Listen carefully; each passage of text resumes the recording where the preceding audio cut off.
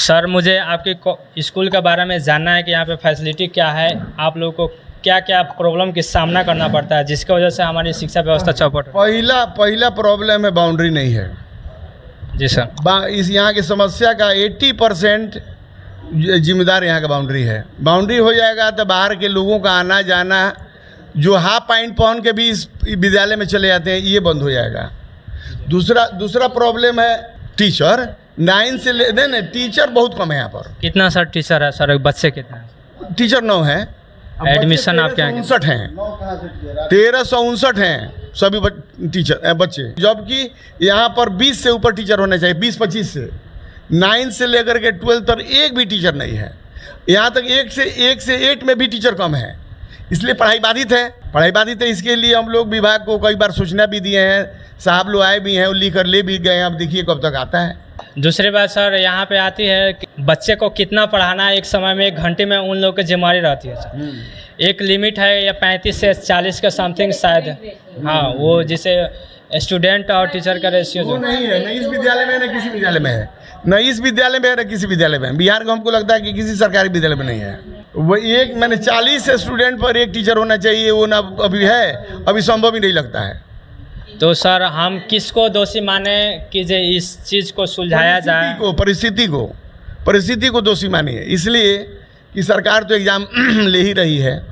बहाली जब हो जाएगी फिर उसके बाद 1 लाख की और वैकेंसी आ रही है, तो उसमें जहाँ तक होगा सरकार करेगी। सर गेस्ट टीचर की बात हुई थी क्या साहब? नहीं है, कोई लेटर नहीं है, विभाग से कोई लेटर नहीं, तो हम लोग बहाल कर लेते। और क्या सामना करना पड़ता है सर यहाँ पे देखा तो एजुकेशन हर एक चीज़ को देखता है कि किसी भी चीज़ को बढ़ाने के लिए सबसे पहले लोगों को शिक्षित होना बहुत ज़्यादा ज़रूरी है, क्योंकि हमारी और इससे हमारी जो नेक्स्ट जनरेशन है वो बर्बाद हो रही है। सर पहले बताइए सर 1 से 5 तक की जो टीचर है वो कितने हैं सर?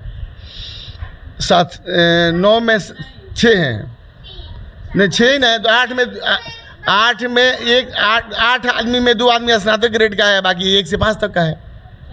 और ये भी यहाँ पे एडमिशन ये भी सुनने में आया था, मैं कंफर्म रूप से नहीं बता पा रहा हूँ कि यहाँ पे 9th और 10th का या उससे भी आगे की एडमिशन हो चुका है, लेकिन सरकार क्या बोल रही है 75% अटेंडेंस देना है जैसे कि हमेशा, उसके लिए नाम काटना भी चालू हो गया।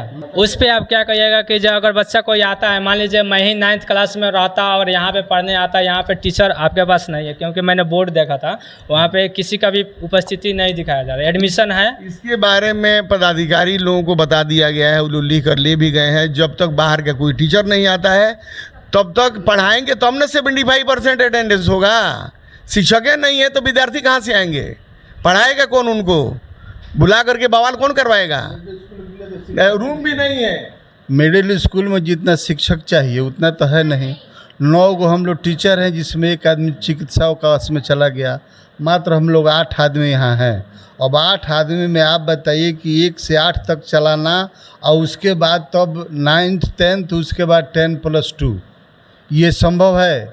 सरकार की व्यवस्था इसमें लगी हुई है, सरकार लगी हुई है, जब तक यहाँ लोग आ जाए।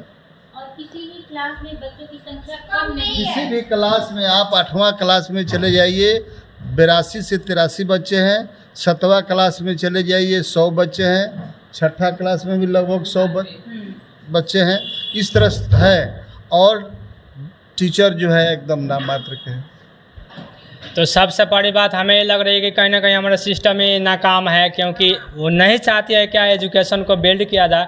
गवर्नमेंट बार बार नोटिस जारी कर रही है, पेपर में बहुत सारा देखने को मिल रहा है कि 75% बच्चों को अटेंडेंस देना है। तो बच्चा क्या अटेंडेंस बनाने के लिए केवल स्कूल आएगा? नहीं ना, टाइम पास करेगा, बैठा रहेगा। जब पढ़ाई होगी ही नहीं तो 9th क्लास के बच्चे करेंगे। और यहाँ एक और कमी है जी सर, कि यहाँ के जो लोग हैं उनका सहयोग हम लोगों को नहीं मिलता है। हम लोग बार बार बच्चों को कहते हैं कि अपने अभिभावक को बुला के ले आओ, उनसे हम लोग कुछ वार्ता करेंगे, लेकिन इस पर कोई भी अभिभावक ध्यान नहीं देता है।